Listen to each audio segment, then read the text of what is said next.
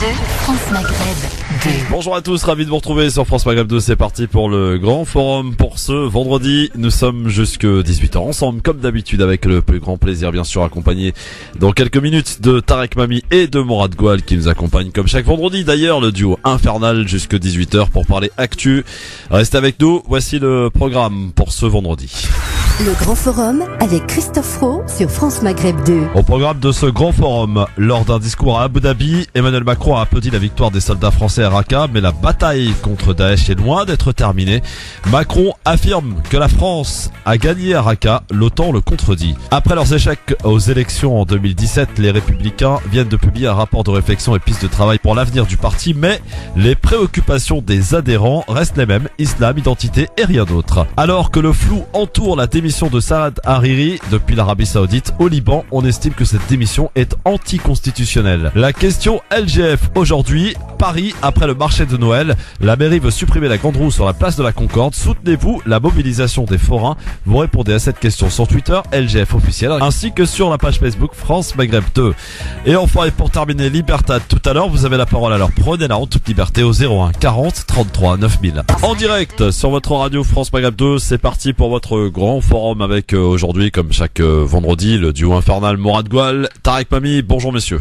Bonjour Christophe, bonjour les auditeurs, bonjour à tous nos amis de Marseille, de Paris, de Clermont-Ferrand, et j'en oublie d'autres, vous allez m'aider?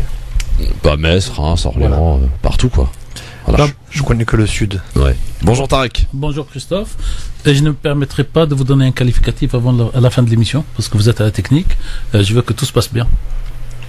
Pourquoi vous dites ça? Ça s'appelle du chantage et de la pression, ça. Non, mais, non, mais... Alors, vous pouvez remettre le début de votre phrase quand vous nous avez présenté, là, tous les deux? Le duo infernal. Voilà. Donc, mais c'est ce que les gens nous disent dans la rue. Hein. Ah ben moi, j'utilise pas le mot et infernal. ils me trouvent presque victime de ce duo, hein, je te le dis, Tarek. Ils trouvent que je morfle avec toi. Ben, je vous autorise. Alors, le duo de choc. Voilà, je préfère. Donc, je vous autorise jusqu'à... il est quelle heure? 16h. Le duo impétueux, on va dire. Voilà, je vais vous laisser jusqu'à 17h. Pour vous exprimer comme vous voulez. Je ne peux plus. Si, vous avez une demi-heure. Parce qu'après, quand je vais m'occuper... Il y a le respect de la fonction, il y a le respect de l'âge. Non, parce qu'à partir de 17h, on va attaquer le gros dossier pour moi aujourd'hui, qui constitue la nouvelle bombe, le nouveau, déclaration de Balfour, pour soit les 3 mois qui viennent, soit pour les 10 ans qui viennent, voire le 20 ans. Non, mais c'est vrai que c'est un sujet important. Voilà, avec ce qui se passe en Arabie Saoudite. Et au Liban. Et je parlerai de M. Saad Hariri, qui, les auditeurs le savent ou ne le savent pas, est aussi patron de Radio Orient, nos confrères, et qui se retrouvent eux-mêmes dans une situation comment faire pour traiter l'information quand il s'agit d'injustice. Et donc, on parlera à la fois d'un enlèvement au sérail, et il faut sauver le soldat Saad Hariri, pour lui, pour sa famille, pour le Liban, et quelque part pour le Moyen-Orient. Et pour le Moyen-Orient aussi. Alors, la question du jour aujourd'hui, elle est toute simple. Vous êtes au courant que la mairie de Paris, après avoir supprimé le marché de Noël, entend supprimer la grande roue qui est installée place de la Concorde. D'où la question, est-ce que vous soutenez le mouvement de solidarité, enfin, est-ce que vous êtes solidaire avec le mouvement des forains, qui ont bloqué d'ailleurs à 2 reprises Paris, sa banlieue, cette semaine, qui n'entend pas d'ailleurs se laisser faire. Alors juste avant de vous laisser la parole là-dessus, sur Facebook c'est 50-50, 50 oui, 50 non, sur Twitter LGF officiel pour voter bien sûr, c'est 57 oui et 43 non. Je pense que d'abord il faut remettre les choses dans leur contexte. C'est pas contre les forains que la mairie de Paris a statué, c'est contre monsieur Campion qui est soutenu par les forains. Ah. Non, parce qu'il est président national du syndicat des forains, tout simplement. Oui, donc. Et chaque année, il brandit la menace des manifestations si on lui donne pas accès à ses caprices. Chaque année, il a des procès avec sa grande roue parce qu'il va jusqu'au bout des procédures pour les déplacer d'un endroit à l'autre. Et c'est juste insupportable. Et le marché de Noël, qui, pour moi, en tant que touriste provincial, quand je venais à Paris pour ce marché, c'était pas le plus beau de France. Hein. Moi, je t'invite à venir voir le marché de Provence quand il y a les fêtes de Noël, que ce soit à Salon de Provence, à Saint-Rémy, mais tu en prends plein la vue. Les Champs-Élysées, c'était juste une réplique des boutiques de Pakistanais qu'on a en bas de Montmartre où on te vend des tours Eiffel en acier. Celui de Strasbourg qui est pas mal non plus. Voilà, donc à un moment donné, je pense que la mairie de Paris veut s'éloigner de monsieur Campion, d'autant plus qu'il a tenu des propos assez sévères sur la chaîne de C8 à l'endroit de Madame Hidalgo. Alors on aime, on n'aime pas. Il n'a pas été à la hauteur des prestations qu'on lui a confiées. Il s'en va et la mairie appellera d'autres prestataires et je pense que ça ira mieux. Donc solidaire ou pas alors avec ce mouvement? Pas du tout. Non, c'est solidaire des forains, mais pas du tout solidaire de Monsieur Campion. C'est deux choses différentes pour moi. D'accord, non, mais c'est parce qu'il y a de solidarité qui s'est enclenchée, puisqu'ils ont bloqué Paris, ils menacent encore de rebloquer. Oui, mais c'est toujours pareil. C'est comme les taxis, c'est comme toutes ces corporations. Ils ont l'outil de la menace. Ils le brandissent à chaque fois que c'est nécessaire. Là, la délibération, elle a été entérinée, donc il peut manifester tant qu'il veut, bloquer Paris tant qu'il veut. À part d'un décret préfectoral ou ministériel, il n'y a rien qui pourra empêcher la mairie de Paris de respecter sa décision. Tarek, un peu sur la même lignée que Mourad ou pas tout à fait. Moi, je suis solidaire des forains. Ah ben je le suis moi aussi, donc on est d'accord. Voilà, donc je suis solidaire de Campion pour d'autres raisons. Et je suis surtout surpris que si vous promenez Madame Hidalgo à travers le monde, dans toutes les capitales du monde aujourd'hui, il y a une roue installée pour toute l'année. Donc, seul Paris n'aurait pas droit à une roue parce que l'endroit en place de la Concorde. Il y est toute l'année. Non. Il se déplace ici, il est sur le jardin des Tuileries. Non, voilà. Non. Dans tous les pays du monde. Toi, tu voudrais demeurer, en fait, sur la même place à demeure. Dans un endroit connu, ça fait partie de Paris.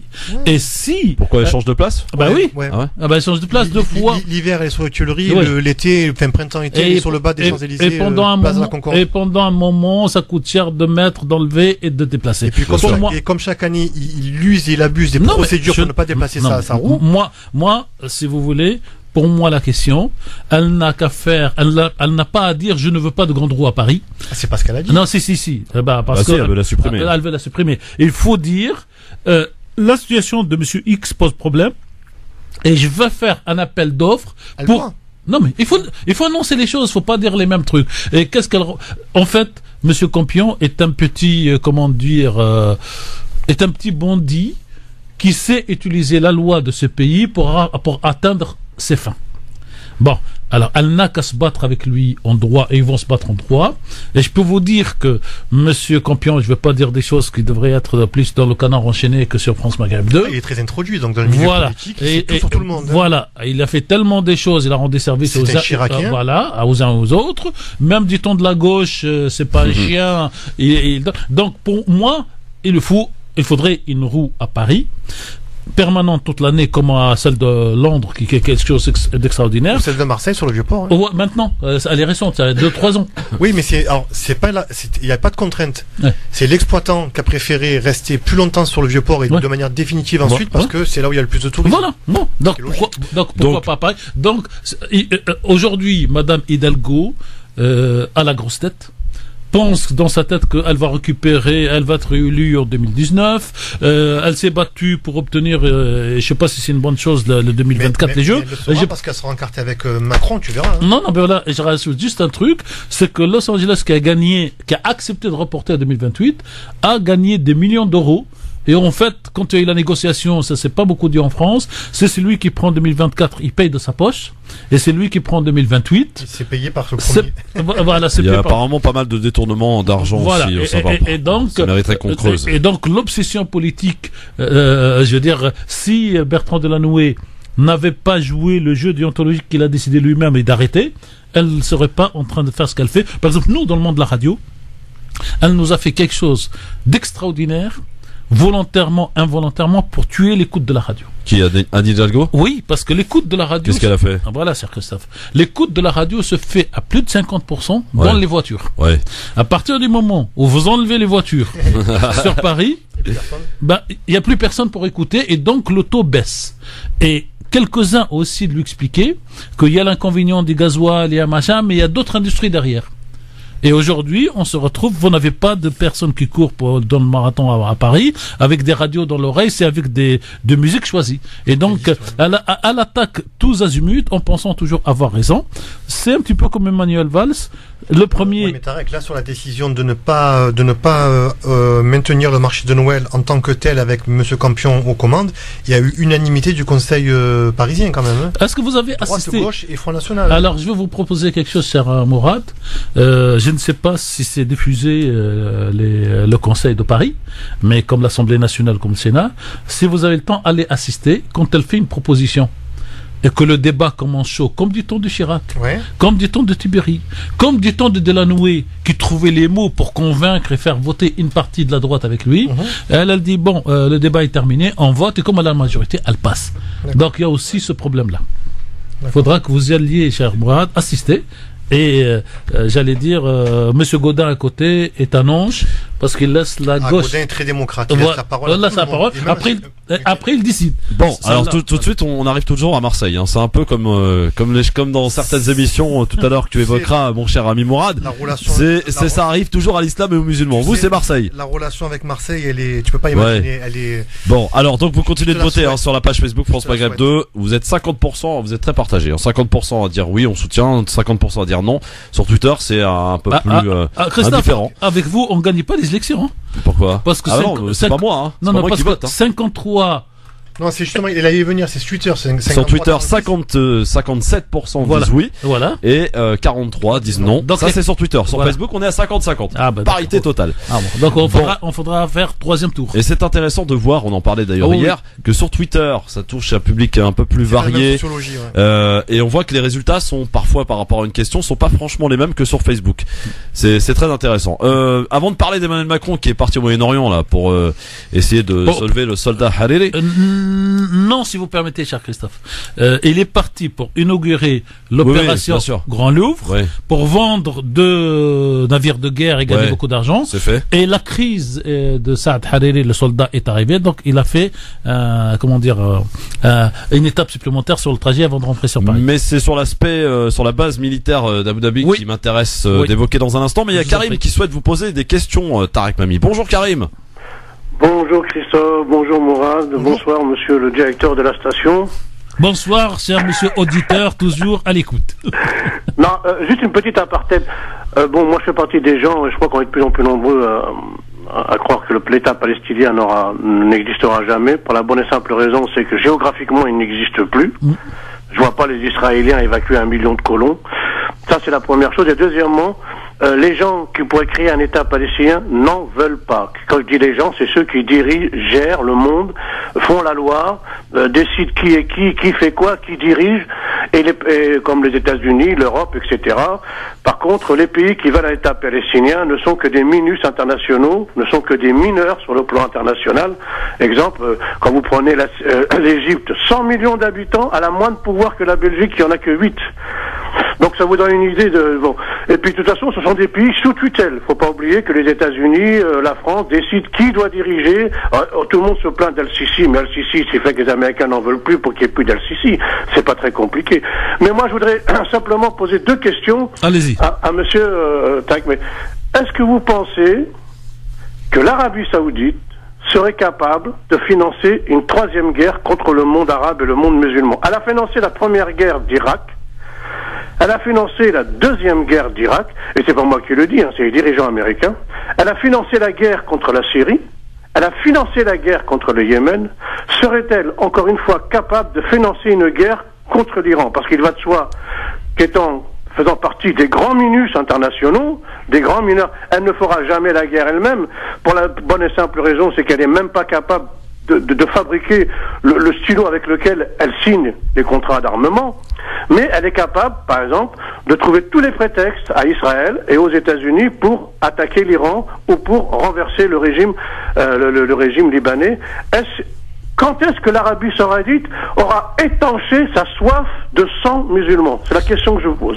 Alors, en fait, vous posez donc il n'y en avait qu'une, en fait. Non, vous avez posé 2 questions. Quand est-ce qu'elle va étancher la soif? Ça, on va y venir tout à l'heure. Et il y avait la question, est-ce qu'elle a les moyens ou est-ce qu'elle est capable de financer une 3e guerre? Alors ça, cher Christophe, je vais vous donner la réponse d'un général américain qui a dit avec l'Arabie Saoudite, faut toujours lui laisser une 15aine d'années pour qu'elle amasse assez d'argent et assez de pétrodollars, et pour que l'idée ne lui vienne pas de commencer à bien utiliser cet argent, on crée une guerre et on vide les caisses. On l'a fait avec le Koweït et l'Arabie Saoudite pour rendre la liberté ou l'indépendance du Koweït.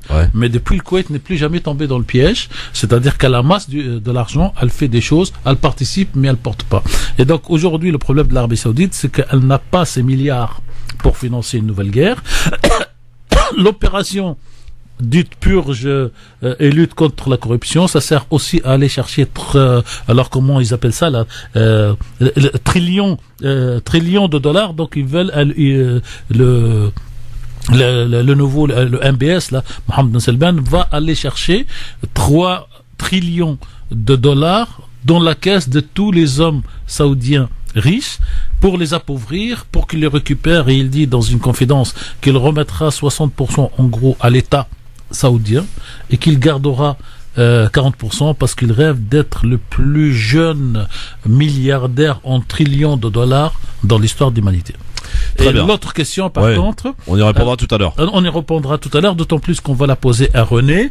Pourquoi est-ce que véritablement la guerre contre l'Iran et la lutte contre la corruption sont les vraies raisons de l'action de MBS, ou est-ce que c'est son ambition personnelle qui il veut devenir le roi, et il utilise ces 2 arguments pour légitimer à l'intérieur des sérails.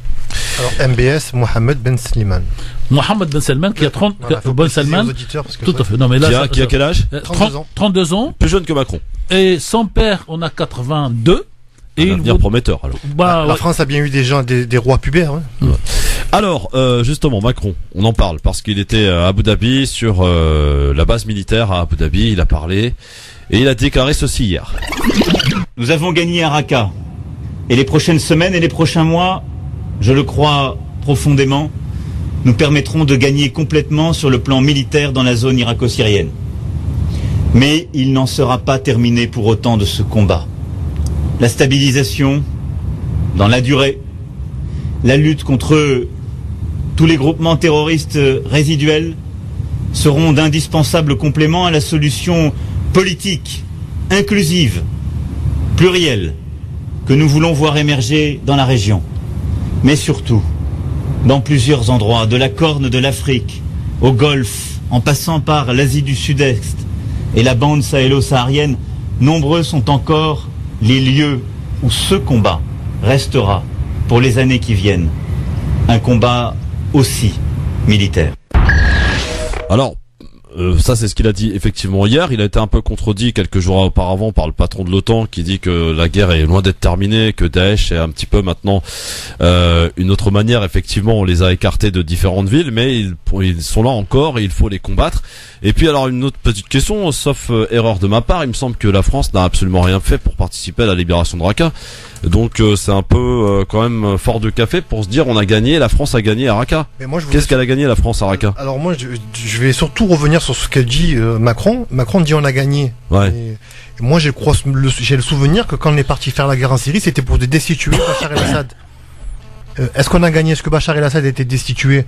Je crois pas. Il a été conforté dans son poste de président.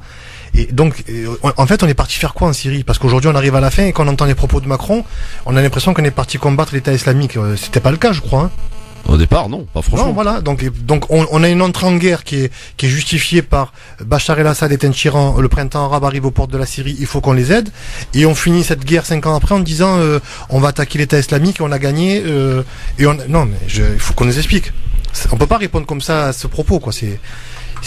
Tarek. Alors 2 mots très vite parce que je vais laisser beaucoup de temps à mon ami Mourad parce que je me suis plaint. Oui non parce qu'à partir de 15h je sais que le fleuve va partir. 2 choses. 17h. Oui. Alors la première chose, la France a participé au bombardement de Raqqa depuis donc la présidence de Hollande à ce jour. À ce titre, la France peut dire qu'elle a participé à la victoire parce qu'il y avait les bombardements américains, d'ailleurs très aveugles, beaucoup plus aveugles que les Russes, contrairement à ce qu'on dit, et les bombardements français, et donc la France... À Raqqa, on parle de Raqqa. Hein. Je parle de Raqqa. Ouais, parce que d'après ce que moi aussi j'ai lu, la France a absolument pas participé à Raqqa. Si, elle n'a participé qu'à... Non, mais avec le drone, je pense. Non, moi j'y étais avec le président Hollande sur la base de Jordanie, la base française, et il ne partait bombarder qu'au Raqqa. Il ne bombardait pas des Résour, il bombardait pas Alep, il bombardait pas Idlib, il ne bombardait qu'au Raqqa. Oui, mais Tarek, ça c'était avant, là on parle de la libération de Raqqa. Oui, la France n'a pas participé. Non, elle a participé par le bombardement préparatoire.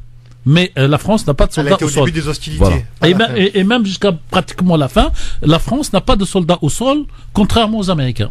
Deuxième chose, effectivement, j'ai rien à rajouter sur ce que dit mon ami Mourad, sur le fait que le but de la guerre au départ, c'était d'aller tuer celui qui mérite pas de vivre, comme disait Fabius par rapport à Bachar. Ouais. Bon, à Bachar al-Assad. Et aujourd'hui, il est là. Troisième chose, il y a une autre phrase. La France n'a pas gagné la guerre. La France a participé, a aidé les Américains. Les Kurdes, d'ailleurs, la France est bien emmerdée. C'est les Kurdes qui ont gagné cette guerre. Non, mais attendez, parce que la France va être emmerdée aujourd'hui, parce que la France a pris une position ferme contre l'indépendance des Kurdes d'Irak. Ouais. Et là, elle est emmerdée parce que si les Kurdes de Syrie, à Raqqa, vont demander l'indépendance, la France va faire du vals. C'est DSK. Pardon, je t'interromps parce que justement ça me rappelle un épisode quand la seconde guerre d'Irak a eu lieu. Donc ça a été pour les Kurdes une victoire puisqu'ils ont pu créer, avoir un premier État-nation. Et qui c'est qui s'est exprimé au nom des Kurdes? C'était Bernard-Henri Lévy. Oui. Et voilà, et enfin il n'y a pas de fumée sans feu. Bah, en tout cas sur ça oui. La deuxième chose, c'est que les Kurdes syriens qui viennent de libérer, entre guillemets, Raqqa, viennent de déclarer par un porte-parole politique, qui n'est pas militaire, qu'il n'a jamais été et qu'il ne sera jamais question de faire une cession de la Syrie pour créer un État kurde à l'intérieur de la Syrie, mais que la bataille aura lieu sur le fait que les Kurdes de Syrie obtiennent le maximum d'autonomie et de liberté à l'intérieur. Deuxième chose et dernière, c'est que dans ce discours-là, ou un autre, lors de l'inauguration donc du Louvre, le président Macron a dit une phrase terrible qui peut être interprétée dans tous les sens aujourd'hui et dans un siècle. Il a dit que ceux qui considèrent que l'islam prend une position pour l'éviction des autres religions du monde sont des menteurs. Et ça, c'est une phrase. Et c'est des menteurs. Et ça, c'est une phrase très forte parce que beaucoup vont lui dire que quand les islamistes et non pas les musulmans ont attaqué toutes les confessions non musulmanes en Irak, ils ont tué des chrétiens, ils ont tué tout le monde. Et donc l'extrême droite a la beau faire. Sur le plan philosophique, on peut l'accepter parce que officiellement, les patrons des religions aujourd'hui, plus personne ne veut procéder à l'éviction de l'autre, mais faire connaître sa religion. Sais-tu combien rapporte le partenariat du musée du Louvre avec l'État d'Abu Dhabi? Je ne sais pas combien il rapporte, mais je sais qui l'a fait et combien il a coûté et qui a touché l'argent. Alors, non, mais il y a la première partie architecture, ça c'est le marché, on n'en parle pas, mais le fait que le musée du Louvre mette à disposition des œuvres à Abu Dhabi, il y a un partenariat qui a été signé sur 10 ans, qui va rapporter 1 milliard d'euros au ministère de la Culture. Oui, mais c'est rien du tout, puisqu'ils ont vendu 2 bateaux hier, qui coûte 3 ou 4 fois ce prix-là, donc ça d'un coup. Ouais, mais alors, on parle du ministère de la Culture. Info en Syrie, Boukemal avait été libéré, et apparemment Daesh a contre-attaqué et aurait repris la moitié. Ouf, ça c'est la guerre. Selon l'observatoire syrien. Et puis si on prend les propos euphoriques de monsieur Macron, quand est-ce qu'on va arriver à démilitariser tous ces hommes et cette zone? On n'a pas gagné encore, elle n'est pas finie cette guerre. Non. Dans un instant, on va passer de l'occupation territoriale à la guerre terroriste classique. Non conventionnelle. Dans un instant, et avant de recevoir René Naba, Mourad aura la parole parce qu'il souhaite revenir sur quelqu'un qui s'est beaucoup fait remarquer en ce moment depuis un petit moment maintenant, Pascal Praud, qui est rentré en clash avec Rost, qui est un rappeur. Qui est un militant antiraciste qui participe bien entendu à différentes émissions de Pascal Praud, et notamment le soir le foot apparemment. Ce monsieur est très présent sur CNews visiblement. 2h le matin, plus 1h le soir. En fait, il occupe des créneaux horaires. C'est le Hanouna de C8. Voilà, c'est le Hanouna de C8. De CNews, pardon. Alors, au foot, il s'y connaît parce que moi je le vois de temps en temps. En politique, on voit que c'est qu'un garçon. Il est directeur de Nantes, je crois, directeur général.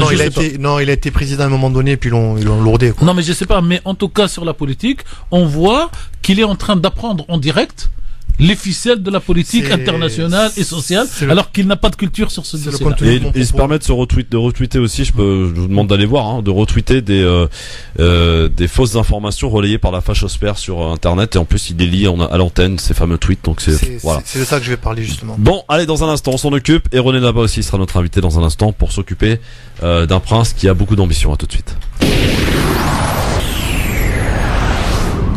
France Maghreb 2, France Maghreb 2. LGF, le grand forum, avec évidemment cette question que l'on vous pose suite à la décision ou au feu, à la volonté de la mairie de Paris, représentée par sa maire Anne Hidalgo, qui souhaite donc après supprimer le marché de Noël, bien supprimer cette fameuse grande roue sur la place de la Concorde. Eh bien, êtes-vous solidaire avec le mouvement des forains? Eh bien, vous répondez donc sur la page Facebook France Maghreb 2 ainsi que sur Twitter LGF officiel. On fera un point tout à l'heure évidemment sur les résultats en cours de ce sondage. Mais juste avant, Morad a souhaité que l'on parle donc de ce clash qui a eu lieu vendredi dernier.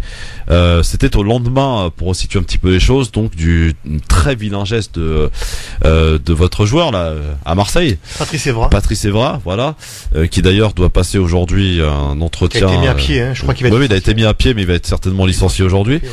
Il regardera d'ailleurs l'équipe de France depuis ce soir.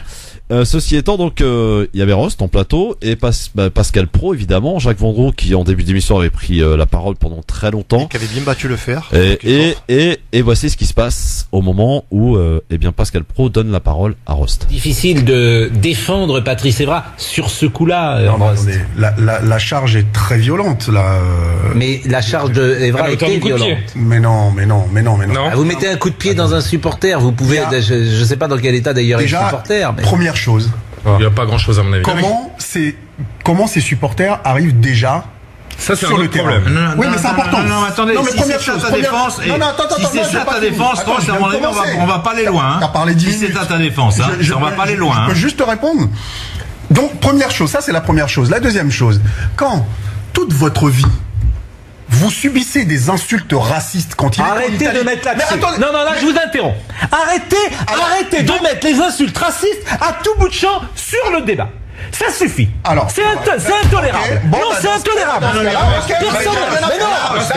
Mais personne ne. Bon, alors ensuite, évidemment, c'est un brouhaha en plateau, Pascal Pro, voilà. Donc ça a duré quand même une bonne dizaine de minutes, cette histoire, hein. Un échange assez virulent donc entre Rost, le rappeur. Surpris par la violence de la diatribe de Pascal Pro. Alors, qu'est-ce que tu souhaitais nous dire, cher Morad, là-dessus? Alors moi, donc Rost a quitté le plateau. Non, ça s'est passé le lundi. Il est revenu lundi et il a quitté le plateau le lundi. Voilà, il les a couillonnés, ça, il était fort pour ça. Ouais. Moi, je veux pas revenir sur le contenu de savoir si Patrice Evra avait raison ou pas de mettre un coup de pied à un supporter. Je vais pas revenir sur le coup de sang. Non, il avait pas raison. Voilà, mais je vais pas revenir sur l'émotion de Rost par rapport à tout ça. Mais je vais revenir sur la présence, en fait, de Pascal Pro à l'antenne. Cet homme, qui est un ancien journaliste, parce que je pense qu'il ne s'occupe plus trop de foot, il ne fait vraiment autre chose aujourd'hui. Il était très bon dans ce qu'il faisait. C'était un bon journaliste sportif. Mais depuis quelques années, il est aux commandes de 2 émissions sur CNews, donc ce qui est l'ancienne émission, enfin l'ancienne chaîne Canal Info, et il anime 2 émissions, donc l'heure des pros et 20h foot.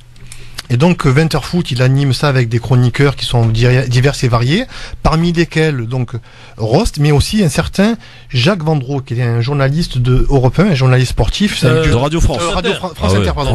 Depuis 50 ans. Voilà, voilà, c'est un monsieur de 70 ans passé, qui a un jeu de la vieille, l'Algérie française et tout le reste.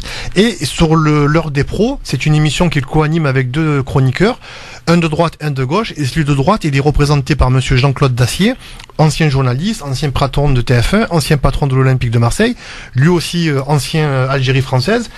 Et c'est là que le bas blesse, parce que en fait, il y a une dérive du journaliste Pascal Pro depuis à peu près 3-4 ans à la télé, en direct, dans ses émissions, où lorsqu'il parle de foot, que ce soit à travers Benzema ou à travers des clubs africains, il est encore plus virulent que n'a pu l'être Thierry Roland à l'époque, et on trouvait déjà que Thierry Roland était vraiment très raciste. Et lorsque vous allez voir l'heure des pros et écouter ce que monsieur Dacier et monsieur Pascal Pro, qui lui doit rester neutre dans le débat, peuvent avoir comme échange, c'est à gerber. Je peux vous assurer qu'à côté, Ménard, Jean-Marie Le Pen et tous ceux qu'on cite et qu'on dit qu'ils sont d'extrême droite, je peux vous assurer que Pascal Pro et monsieur Dacier en l'occurrence sont des racistes décomplexés. Et là où je suis un peu chagriné, c'est de voir que Canal+, le groupe de la maison mère, laisse faire ces gens, leur donne l'antenne, leur donne le direct. C'est quand même quelque chose de très fort.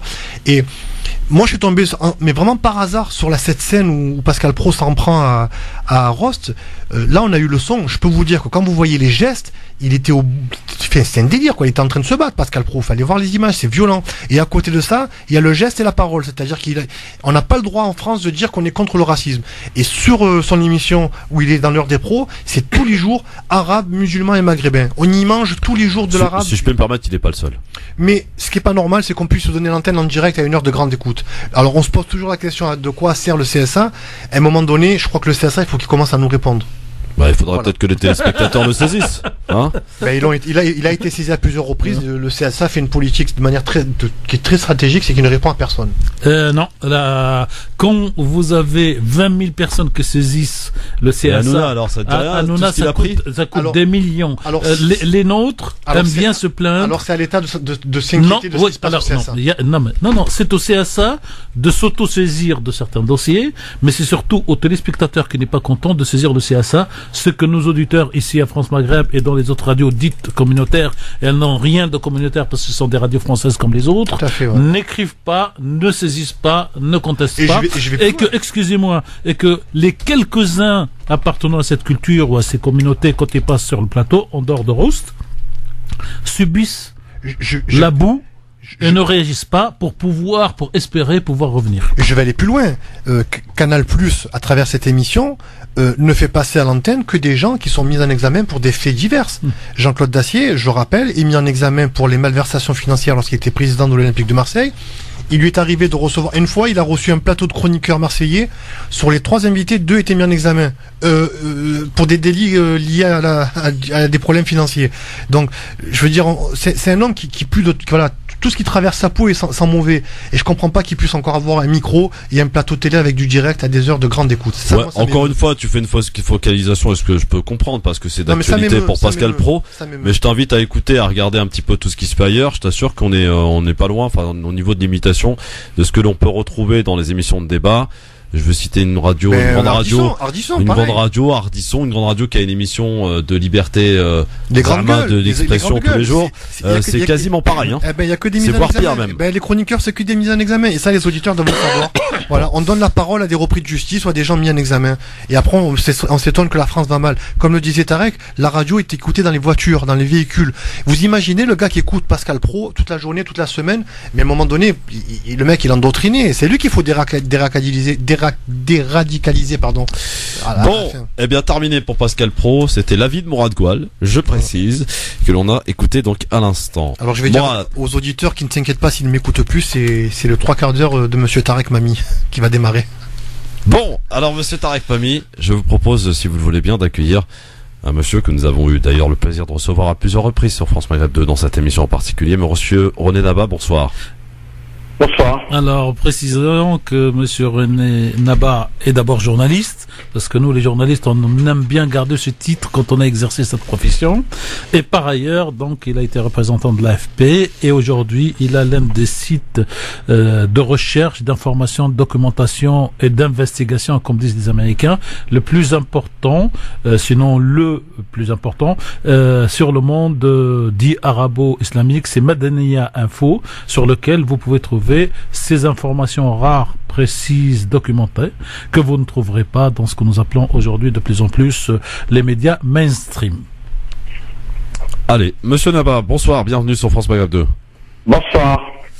Alors on évoque évidemment beaucoup l'Arabie Saoudite depuis ces derniers jours, depuis les volontés du prince héritier. Est-ce qu'on peut avoir une petite focalisation sur comment ça se passe en matière de transmission de pouvoir en Arabie Saoudite? On est à quelle génération, la transmission? Normalement, l'Arabie Saoudite est régie par la loi de la primogéniture, c'est-à-dire le plus ancien dans la génération la plus ancienne succède au suivant.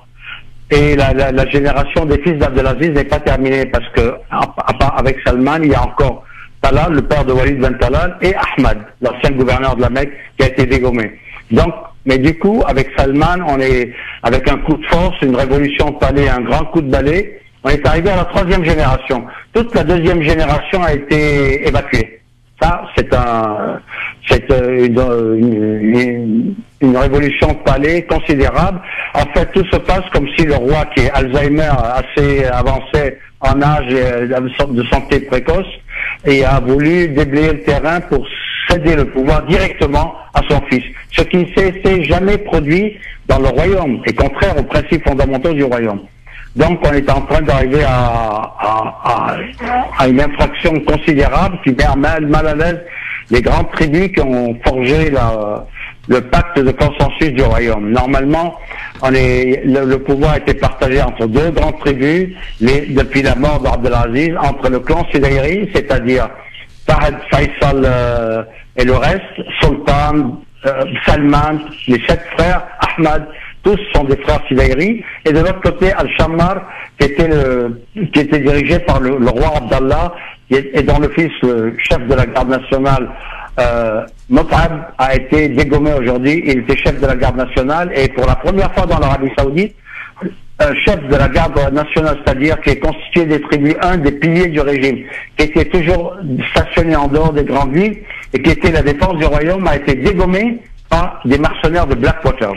On est en train de baigner dans une démence ravageuse, tant pour le royaume, que pour ceux qui le représentent, que pour les cautions occidentaux de ce régime-là, qui se permet de prendre en otage politique et des hommes et des pays en toute impunité. C'est invraisemblable le silence des pays occidentaux. Il prend en otage le chef d'un gouvernement démocratiquement élu au Liban. On va y venir pour la deuxième question, cher René. Toujours sur la première question pour les auditeurs de France Maghreb 2, quand on dit les Soudaïri et les Chamari, c'est quoi comme tribu? C'est les tribus parce que le roi a épousé des femmes de ces tribus? Ou c'est quoi l'explication, j'allais dire, historique de ces deux clans dans la même famille? Le clan Soudaïri, c'est-à-dire ce sont les enfants de la même femme. C'est rare. Bon, tous les rois qui se sont succédés sont des demi-frères. Oui. Mais les Soudaïri sont tous les frères d'une même mère. Donc ça crée une solidarité considérable. Fahd, Faisal, Salman et les sultans qui étaient ministres de la Défense, ils tenaient tous les rênes du pouvoir. Ça a été cassé avec Abdallah, qui était le clan rival Choumairi. Mais ils se partageaient tous les deux. Si le ministère de la Défense était dans les mains du clan Sudaïri avec Sultan, la garde nationale était avec Abdallah ou son fils dans le clan de Shammar. Actuellement, la garde nationale qui a été décapitée avec l'incarcération du chef de la garde nationale, le fils d'Abdallah, le prince Mot'ab, qui était le deuxième prince héritier dans l'ordre de succession, vous avez 5 tribus qui sont l'état de quasi-rébellion, parce que maintenant l'information ne filtre pas beaucoup, mais quiconque connaît la structure du royaume doit savoir que ces gens-là sont en train de préparer leur revanche, ou alors ils sont en train d'être matés par Blackwater. Le scénario doit se dérouler dans ses ultimes répercussions avant que la séance se décante. C'est un coup de force. De la même manière qu'il a pris en otage le Yémen avec sa guerre, Mohammed Ben Salman est en train de prendre en otage la famille royale saoudienne. Les deux grandes ailes, alors que les Saoudiens se moquaient toujours de la Syrie, de l'Irak, de la Libye, il y a des coups d'État, tout ça, des meurtres et tout. Nous, on est autrement différents, on transmet le pouvoir par concertation, et maintenant ils ont cassé les usages presque centenaires. Le royaume a 85 ans et c'est la première fois qu'on voit cette démence déborder dans tous les sens.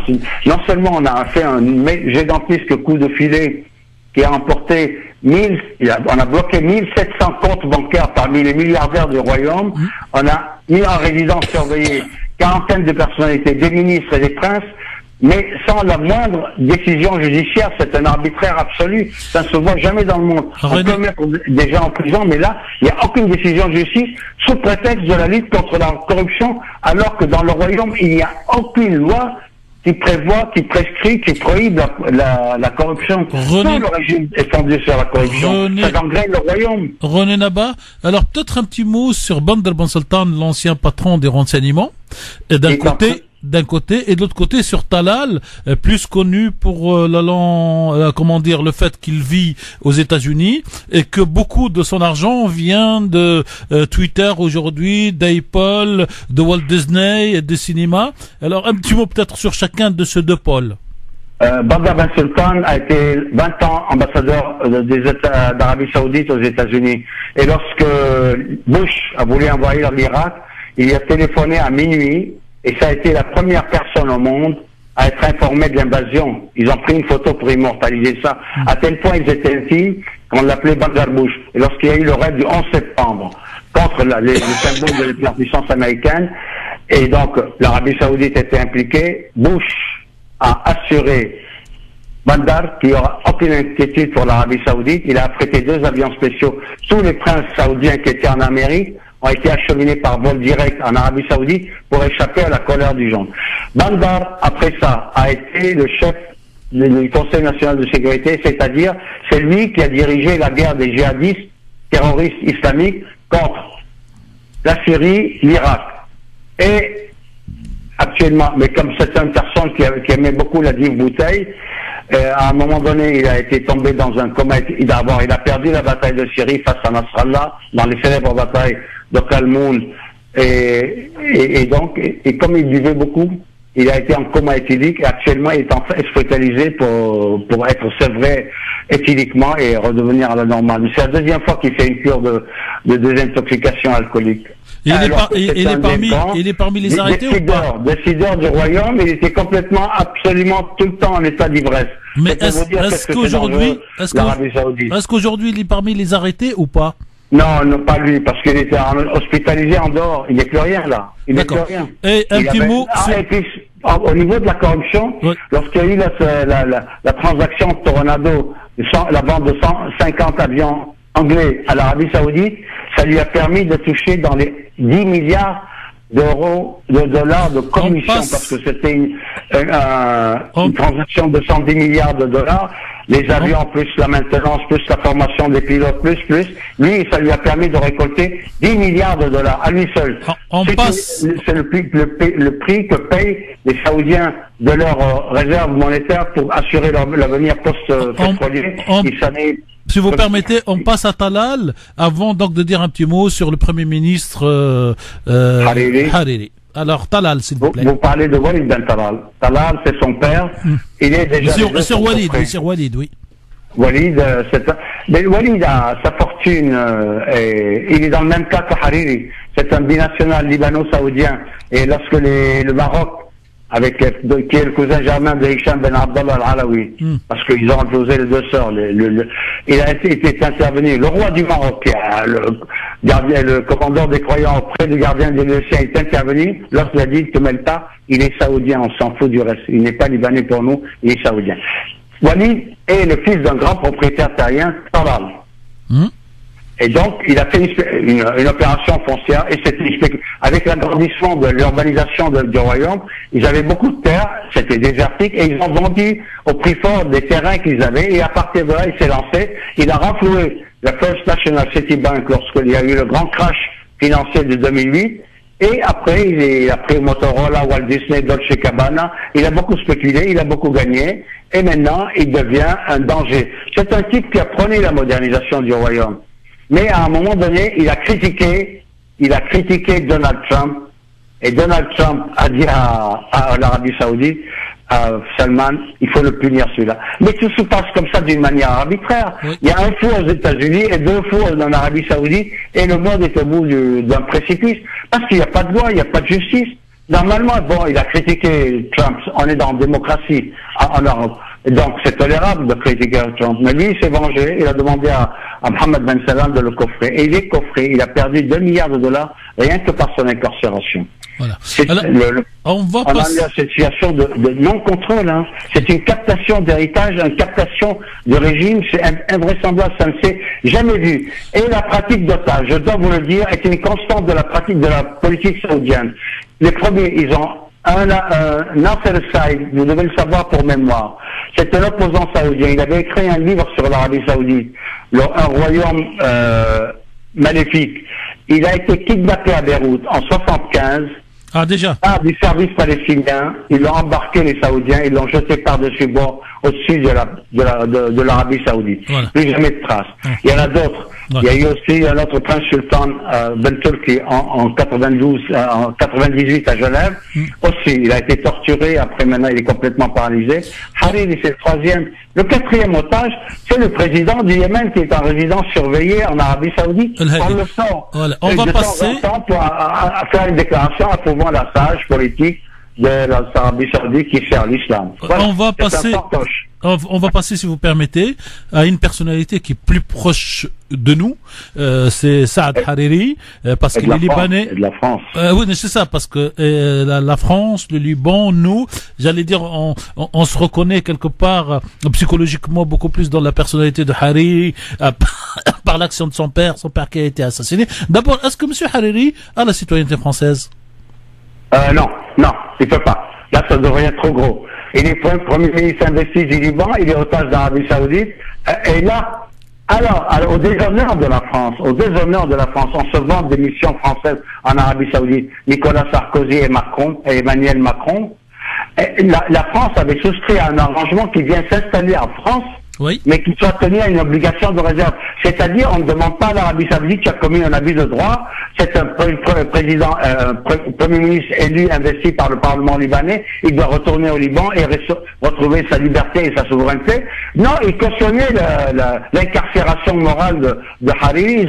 Ils avaient proposé, les deux présidents français, le premier, l'ancien et le nouveau, à ce qu'ils viennent en France en sorte d'obligation de réserve. Vous parlez de Sarkozy. S'abstiennent de toute activité politique. À quel titre? Il n'a pas été mis en minorité par le Parlement. Donc du coup, il y a un réflexe de solidarité au Liban que même ses adversaires disent on veut notre Premier ministre pour la dignité du Liban. Donc, pour résumer pour les auditeurs de France Maghreb 2, Monsieur Saad Hariri, qui est Premier ministre donc au Liban, qui est propriétaire par ailleurs, par héritage de la radio Orient à Paris, qui a la nationalité saoudienne et la nationalité libanaise, n'est pas français donc de nationalité, mais a beaucoup d'intérêt en France et la France a beaucoup d'intérêt au Liban. Et donc, je suis en train de comprendre qu'il y a eu deux présidents français, Monsieur Sarkozy, parce que vous l'avez pas nommé, et Monsieur Macron, l'actuel président, qui sont intervenus quelque part pour sauver le soldat Saad. Oui, parce que Saad Hariri, la France n'a plus beaucoup d'intérêt au Liban. Il faut le savoir, c'est la conséquence de ses erreurs politiques depuis 20 ans. Tous ses choix au Moyen-Orient se sont révélés perdants. Elle est intervenue parce que Saad Hariri est le dernier ancrage de la France au Liban. Et lorsque le Hezbollah a éradiqué Daesh et Jabhat al-Nusra dans la région frontalière syro-libanaise, au lieu de féliciter Hezbollah de cet exploit parce que ça participe de la guerre contre le terrorisme, Emmanuel Macron, très finot, a invité Saad en visite officielle.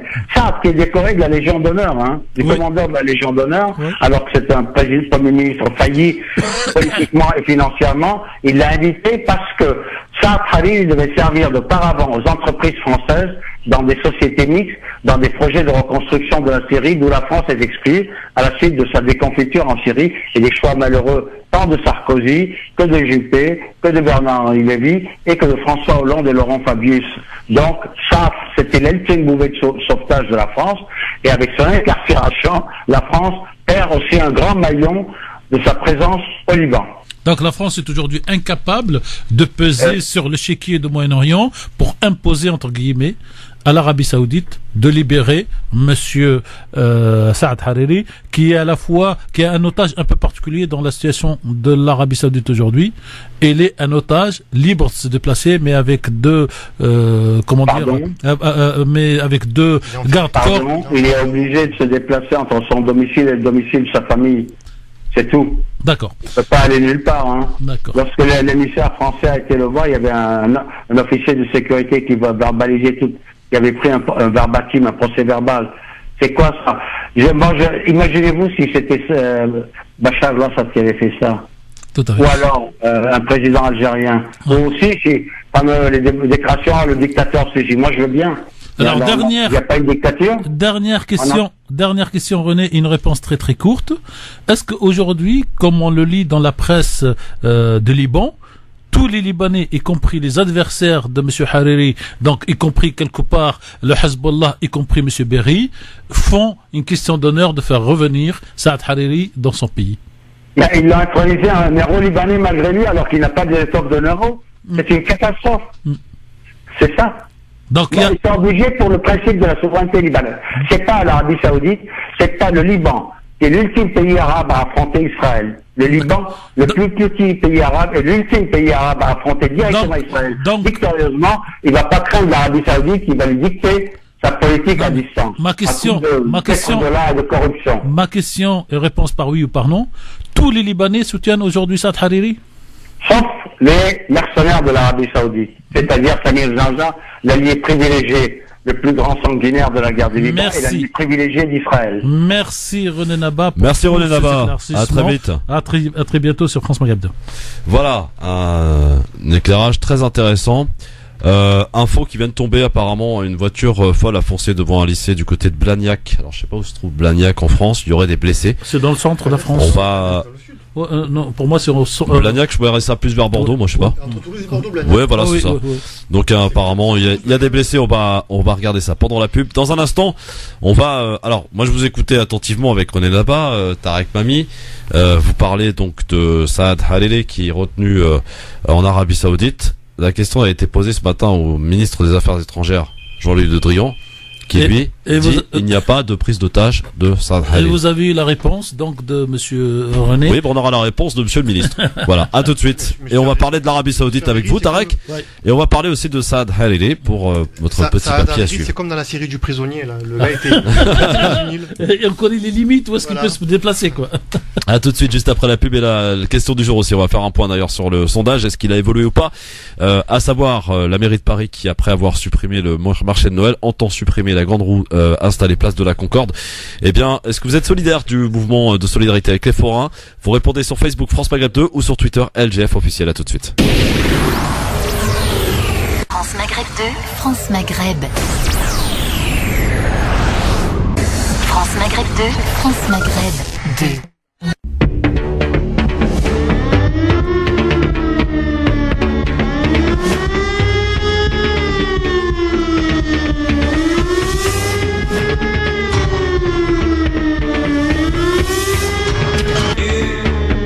Christophe sur France Maghreb. LGF, le grand forum avec Tarek Mami et Mourad Goual sur France Maghreb 2 pour le grand forum jusque 18h, messieurs. La question du jour, je vous la rappelle, donc par rapport à la volonté de la mairie de Paris de supprimer donc le marché de Noël et maintenant la grande roue donc installée place de la Concorde. Est-ce que vous êtes solidaire avec le mouvement, avec les forains? Eh bien, là, on peut s'apercevoir aujourd'hui, et c'est peut-être d'ailleurs la première fois cette semaine au travers des différentes questions, que Twitter et Facebook sont quasiment identiques. Sur Facebook, on est à 56% de gens qui disent oui, nous sommes solidaires contre 44%. Sur Twitter, 57 contre 43.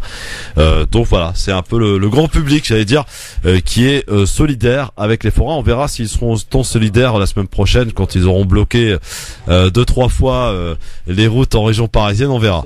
En tout cas, affaire à suivre. Information de Blagnac, messieurs, donc par rapport aux véhicules qui auraient foncé donc devant un lycée, à la sortie d'un lycée dans le sud de la France.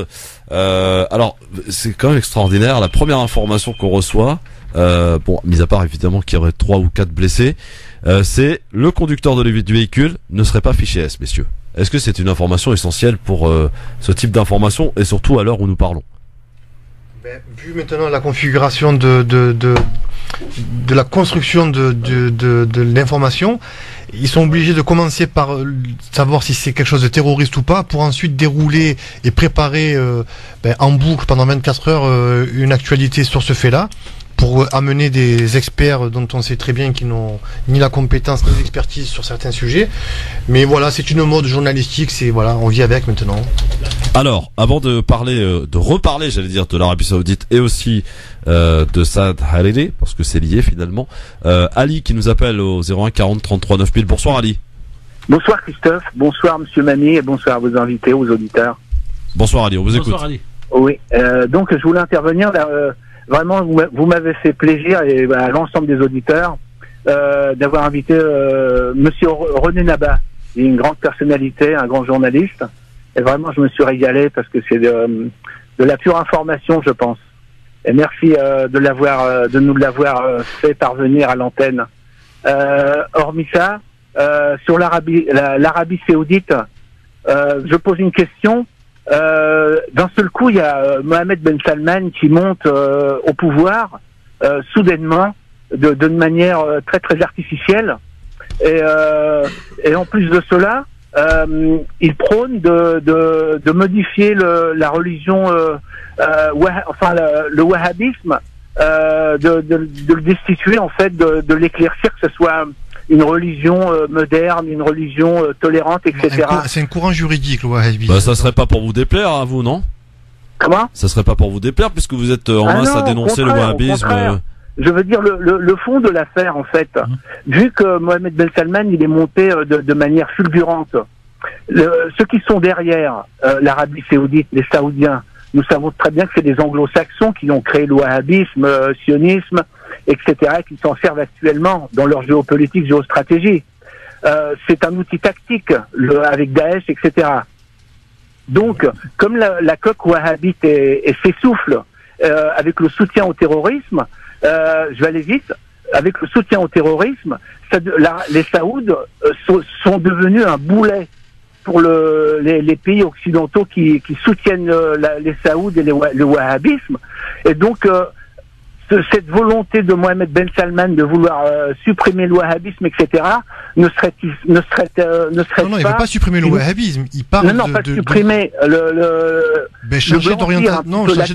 Non, pas du tout. De changer d'orientation juridique. Non, il souhaite atténuer le wahhabisme extrémisme pour revenir à ce que nous appelons, nous, au Maghreb, il veut passer l'islam du milieu. Non, ou de l'islam des Lumières à un islam rigoriste. Donc, donc le fond de ma question que je vous pose, si vous pouvez me répondre. Oui, tout à fait. Allô? Oui, je vous écoute. Ouais, alors le fond de ma question, si vous pouvez me répondre, Monsieur Mami ou Christophe ou votre invité, c'est les pays occidentaux, on sait que c'est eux qui soutiennent les Saouds et les wahhabistes à bout de bras. Maintenant que ce wahhabisme, cette coque wahhabite, d'où vient le terrorisme, elle a servi pour le Moyen-Orient élargi, le modèle Moyen-Orient élargi qui a échoué, le Daesh qui a échoué, l'Arabie Saoudite, les Saoudiens sont devenus un boulet. Est-ce que ce ne serait pas blanchir la vitrine des Saouds en mettant ce plan de façade? Bon, merci Ali, on a bien compris la question. En un mot, vous avez posé la question et donné la réponse. Parce qu'en fait, pour pouvoir faire ce qu'il est en train de faire à l'intérieur, il est obligé de donner, entre guillemets, des gages à l'Occident. Et pour dire, moi, je rentre dans votre politique, puisque moi, je suis en train de quitter le rigorisme wahhabite. Je vais permettre aux femmes de conduire. Je vais permettre de faire ci. Il a enlevé ce qu'on appelle la police religieuse, l'amr bil ma'ruf. C'est bien ou pas bien ça, Tarek? Non mais alors ça, c'est de la poudre aux yeux. Puis non mais d'accord, mais est-ce que c'est ce que vous dénoncez en Arabie Saoudite depuis des années, donc maintenant que ça arrive? Oui, puis personne n'y croit et puis personne n'en veut. Alors moi ma réponse elle est simple. Ouais. Il y a la forme, il y a le fond.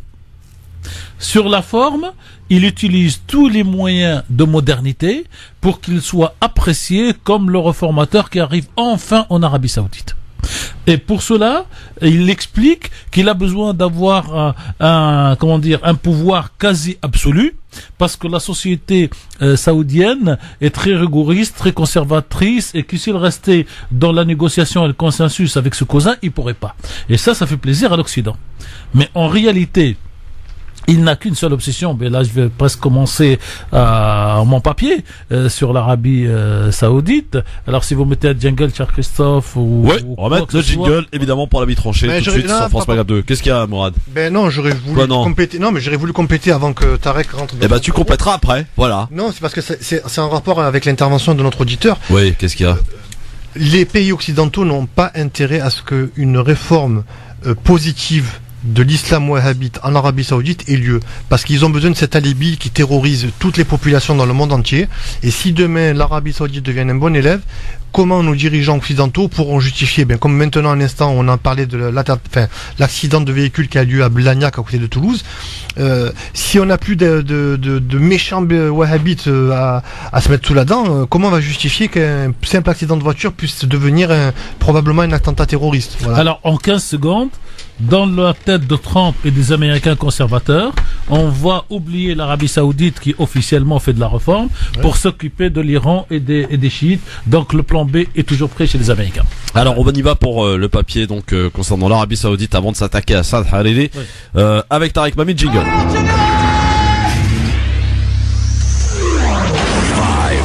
4, 3, 2, 1, 0. Je fais quoi que ce soit, c'est la mise à pied. Alors piétinez-moi, allez-y. Oui, parce que Tarek Mami m'a tout de suite indiqué qu'il voulait réserver un papier concernant l'Arabie Saoudite et la situation justement de ce prince héritier. L'Arabie Saoudite, l'Arabie wahhabite, Salman, père et fils, un enfant pressé, un jeune homme pressé pour accéder au pouvoir politique. C'est ainsi qu'on peut résumer, chères auditrices, chers auditeurs, le fond de la question saoudienne aujourd'hui. L'empire économique, mais le royaume saoudien a en gros une centaine d'années d'existence. La règle du jeu était l'équilibre entre les différents descendants du fondateur du royaume. Deux clans, donc les deux clans dont on a parlé tout à l'heure qui vont me revenir, se partagent le pouvoir et devient roi celui qui est le plus âgé dans sa génération, avec un accord tacite de reste des tribus et de deux clans de l'Arabie Saoudite. Jusque-là, ça marchait comme ça. Et donc, la génération existante, ces princes et ses descendants ont toujours l'espoir, peut-être, de pouvoir devenir un jour roi. Pourquoi? Parce que la mort ne demande l'autorisation de personne et on peut mourir à 40 ans comme on peut mourir à 90 ans. Et donc, quand le roi meurt, c'est dans l'intervalle de ses frères et demi-frères qui restent qu'on va choisir le plus âgé. Donc, il y a une règle du jeu. Un match de foot, c'est 90 minutes, c'est pas 3 heures. Et l'hérédité politique en Arabie Saoudite, c'était pareil. Et puis vient l'actuel président de ce pays, président, c'est une moquerie, l'actuel roi, Salman. Et Salman a un fils qui est peut-être encore plus pressé que tous les autres enfants de tous les rois qui sont passés sur le trône de l'Arabie Saoudite. Ce fils, Mohammed Ben Salman, connu aujourd'hui en Occident sous l'acronyme MBS. Il a 32 ans. Quand on cherche sur Internet, on ne trouve pas beaucoup de choses sur lui. On ne sait pas s'il a fait des études et où. Aux États-Unis, en Angleterre, chez lui, des études de modernité, des études de langue. Est-ce qu'il pratique les langues? Le français, l'anglais, le français, je sais que non. L'anglais dans ce pays est pratiqué par tout le monde. Et tout d'un coup, lui, contrairement à tous les autres, ses fiches sont bonnes, voyage peu, ne reste pas beaucoup à l'étranger, ne vit pas à l'étranger. Donc, il a une vision condensée de la société saoudienne d'aujourd'hui et de ses intérêts, j'allais dire strictement économiques et strictement de pouvoir politique.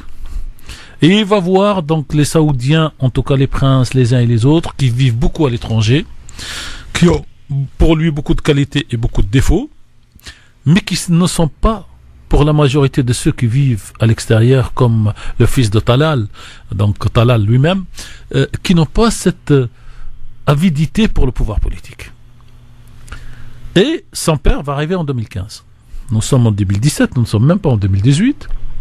Et en moins de 3 ans, il va entreprendre ce que on appelle dans la musique classique une marche forcée, une marche militaire pour accéder au pouvoir et pour, avec plus ou moins l'accord de son père, dégommer son père pour prendre la place, avant que les autres cousins à lui ne se réveillent et ne commencent à revendiquer leur titre légitime jusque-là pour prendre la succession du père, parce que c'est l'un des frères de Salman, actuel roi, qui devrait accéder à ce poste après la mort de Salman, qui, dit en passant, est monsieur Alzheimer total.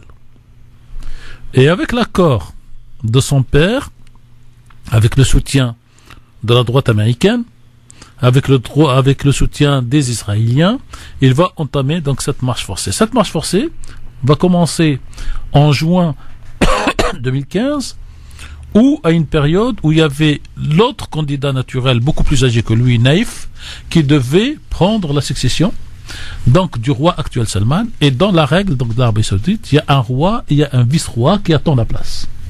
Et ce vice-roi, c'est Naïf.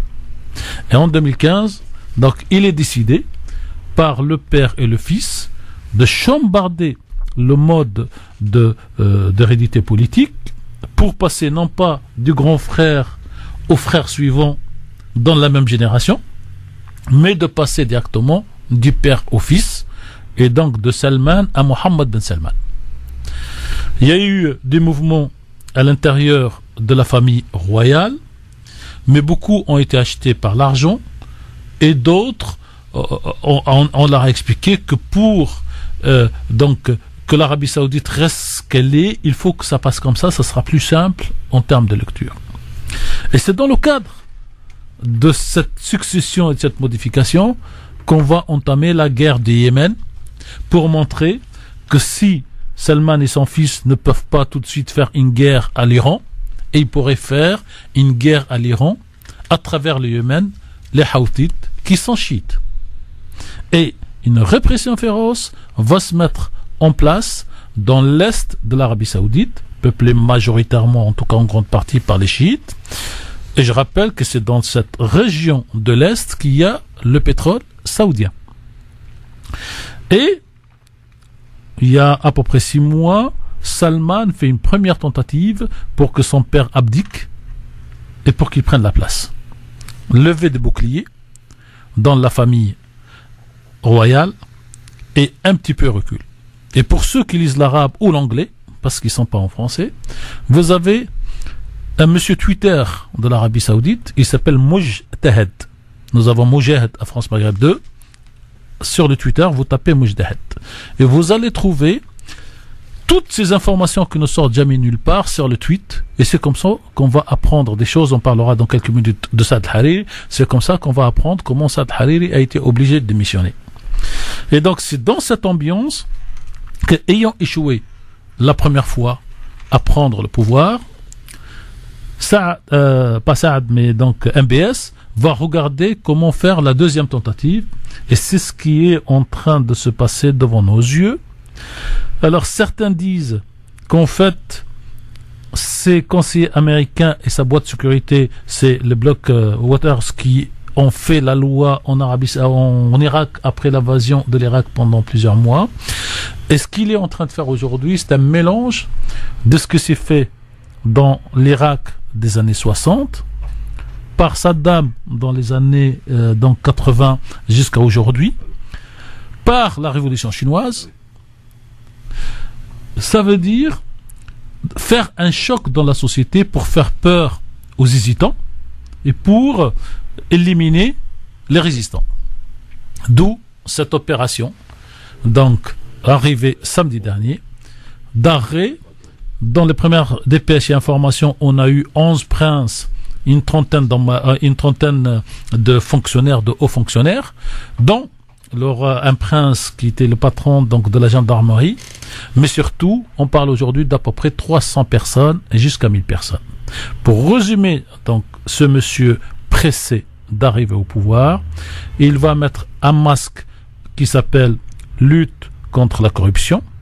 Il va mettre un second masque, c'est la lutte contre l'Iran, qui pour lui est l'origine du terrorisme à travers le monde. Troisième masque, c'est comment récupérer l'argent des milliardaires américains. Mais en réalité, ce sont 3 faux masques derrière lesquels se cache une seule vérité, une seule réalité, l'appât du pouvoir et le fait de l'homme pressé qui veut être aujourd'hui, avant-demain, le nouveau roi de l'Arabie Saoudite. Merci Tarek. Dans un instant, on va parler de Hariri. J'espère que ça sera un peu plus court parce que sinon on n'aura vraiment pas le temps. On racontera juste pour le coup. M. Hariri a démissionné. Alors, la France est attachée à la stabilité, la sécurité, la souveraineté, l'intégrité du Liban. C'est ce qu'a rappelé Emmanuel Macron lors d'un entretien hier soir en Arabie Saoudite avec le prince héritier Mohamed Salman. Dans l'aéroport de Riyad, c'est pas un hôtel, c'est pas un bureau, c'est pas une rencontre de travail. On sait tous que quand les réunions se passent dans un pavillon d'un aéroport. Alors, les inquiétudes sont fortes évidemment, parce que vous en parliez, on en a parlé. Donc Saad Hariri a démissionné samedi dernier à Riyad. Son entourage accuse l'Arabie Saoudite de lui avoir forcé la main pour contrer la mainmise du Hezbollah, parti chiite pro-iranien sur les affaires du pays. Certains estiment même que Saad Hariri est retenu contre son gré en Arabie Saoudite, ce que dément Jean-Yves Le Drian, le ministre français des Affaires étrangères, au micro d'Europe 1, c'était ce matin. Écoutez. Démissionner, c'est de sa responsabilité. Il est libre de ses mouvements et de sa parole à Riyad? À notre connaissance, oui. Il n'est pas gardé à vue par les Saoudiens? À notre connaissance, oui. Il a démissionné, s'est rendu d'ailleurs à Abu Dhabi la veille du passage du président Macron, donc on pense qu'il est libre de ses mouvements, et il importe que lui-même fasse ses choix. Le sujet qui nous préoccupe, c'est la stabilité du Liban et le fait qu'il y ait vraiment une solution politique qui se mette en œuvre rapidement. Voilà, ça c'était Jean-Yves Le Drian. Est-ce qu'on peut réécouter juste le début, où on va entendre deux fois oui, oui? C'est maladroit, mais c'est juste ce qu'il dit. Ouais, non, mais il faut l'écouter avec attention. Alors, on lui dit, est-ce qu'il est en garde à vue? Il dit oui. Non, ouais, mais c'est une maladresse. Ouais, mais c'est maladresse. Non. Regardez, recommence. Remets-le et après, moi, je vais donner mon. De sa responsabilité. Il est libre de ses mouvements et de sa parole à Riyad? À notre connaissance, oui. Il n'est pas gardé à vue par les Saoudiens? À notre connaissance, oui. Voilà. Stop. Non, mais c'est un pléonasme. Alors, c'est pas un pléonasme, c'est Vous savez comment ça s'appelle, en psychanalyse? Non, mais c'est un propos inconscient. Mais on sait très bien. Et l'inconscient? Non. Mais... Et la vérité de la situation. Tarek, on sait très bien que M. Hariri est libre de ses mouvements, sauf qu'il ne peut pas quitter le territoire saoudien. Non, il n'est pas libre de ses mouvements. J'expliquerai tout à l'heure. Il a été à Abu Dhabi selon Le Drian. Avec deux gardes-corps saoudiens dans un avion saoudien. Il est escorté par ses mouvements, comme l'a dit Tarek, par deux gardes du corps. Par contre, aujourd'hui... Et il paraît même qu'il y en a un qui parle français et l'autre qui parle anglais, de manière à ce qu'il parle 3 langues, et dans les 3 langues, on lui fait le PV de ce qu'il dit. Alors, aujourd'hui, M. Hariri a quand même une assurance vie. C'est que son pays, son peuple et toute l'élite politique libanaise a refusé sa démission. Ce qui veut dire qu'il est toujours le premier ministre du gouvernement libanais. Le président a refusé sa démission. Et aujourd'hui, tant qu'il est en vie, il est encore premier ministre du gouvernement libanais. Et si demain, et c'est d'ailleurs très bien que les Libanais aient réagi comme ça, parce que si demain, le Liban venait à nommer un nouveau gouvernement, ne serait-ce que d'urgence, avec un ministre d'urgence, un premier ministre d'urgence, je donnerais pas cher de la peau de M. Hariri dans les mois qui viennent, quoi. Alors, justement, puisqu'on en parle, donc vous, Tarek, vous dites que vous faites partie de ceux qui disent qu'il est retenu par l'Arabie Saoudite à l'insu de son plein gré. Voilà, c'est ça, exactement, c'était la phrase, c'était vraiment il est retenu à l'insu de son plein gré. Alors, justement, vous souhaitiez nous en parler en écoutant un peu de Mozart. Eh ben, on écoute du Mozart, c'est sur France Maghreb 2 que ça se passe.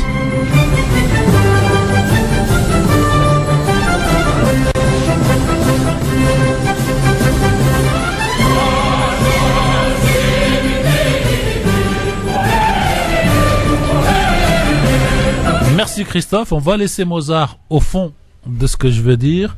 Alors ceux qui aiment la musique classique comme moi, ceux qui aiment Mozart, ce morceau de musique s'appelle L'enlèvement au sérail. L'enlèvement au sérail se faisait du temps de l'Empire ottoman, mais aussi un petit peu au Moyen-Orient, un petit peu en Europe. Un homme amoureux d'une femme, une femme amoureuse d'un homme, les parents ne veulent pas se marier, tout ça dans les siècles précieux. L'homme va se débrouiller pour enlever cette femme de son sérail, pour l'épouser et pour mettre tout le monde devant sa responsabilité. Alors dans l'enlèvement de sérail de Mozart, à la fin, le sultan turc comprend l'amour de cette fille espagnole et de l'homme espagnol et le relâche pour qu'il soit heureux. Alors, est-ce que ça va être le cas aujourd'hui en Arabie Saoudite avec Saad? Saad a été arrêté, il a été convoqué, il a été amené dans un avion spécial. À sa rentrée, je vais aller vite, il a été dépouillé de ses lacets, de sa ceinture, de sa montre, de son téléphone, comme dans une garde à vue classique. Et dès qu'il rentre, le MBS Mohammed Ben Salman va l'insulter, va insulter sa mère, va insulter tout le monde, sauf son père, parce que son père, il est mort, il a rendu beaucoup de service. Il le fait enregistrer, malgré lui, la lettre de démission. Et en vidéo, le studio était prêt. Et Saad demande à lire le texte pour le répéter. On lui dit, t'as pas à lire, tu enregistres. Il a enregistré. Et effectivement, moi, je salue le peuple, d'abord le président Aoun, qui a été très intelligent, et il a dit, je n'accepte pas la démission. Et aujourd'hui, si Saad Hariri est toujours en vie, c'est parce qu'il n'y a pas de démission. Je termine que Saad Hariri est aujourd'hui l'otage de MBS et non pas de l'Arabie Saoudite, et que sa mort deviendrait un drame, et que nous sommes en train de vivre un moment extraordinaire dans l'histoire de cette région. Nous sommes dans un carrefour comme Balfour, où MBS réussit son coup, et ça va être des guerres, encore des guerres dans la région au service des États-Unis et d'Israël, où la famille royale se débarrasse de MBS, et en face de l'autre côté de l'héritier des Émirats Arabes Unis qui fait exactement la même chose, et peut-être que les musulmans de cette région, les Arabes et les peuples, quelle que soit leur confession, auraient un meilleur avenir, en tout cas un avenir plus ou moins normal. Merci. Allez, dans un instant, coup de cœur musical avant de passer à Libertad. J'espère qu'on aura le temps. Tarek Mami, dans un instant, vous avez choisi une nouvelle fois une chanson de Lutfi Bochnar. C'est une chanson qui résume en réalité toute cette histoire de ce qui se passe en Arabie Saoudite. Je vous la résume en français. Elle va être sur le site de la radio, sur le Facebook, en arabe, en français, que j'ai traduit en français, et en phonétique. Et elle dit une seule chose: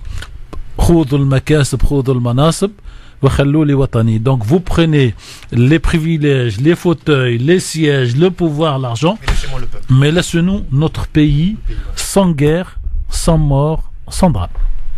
A tout de suite sur France Maghreb 2 pour le grand forum Libertad, aussi à suivre au 01 40 33 9000.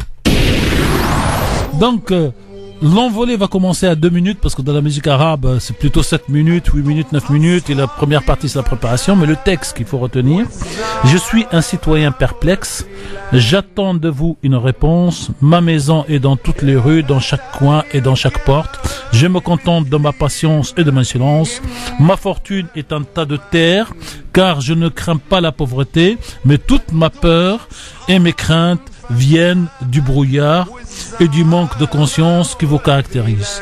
Comme j'ai peur de votre absence devant vos responsabilités. Et les phrases importantes là: messieurs, je vous porte sur ma tête, sont heureux ceux qui, comme moi, en tant que citoyen, ne sont pas intéressés par qui est qui. Vous êtes les majestés, vous êtes les seigneuries, vous êtes les leaders qui détenaient les leadership. Je sais que nous ne serons jamais comme vous, nous n'appartiendrons jamais dans votre caste. Dieu et le temps me sont témoins.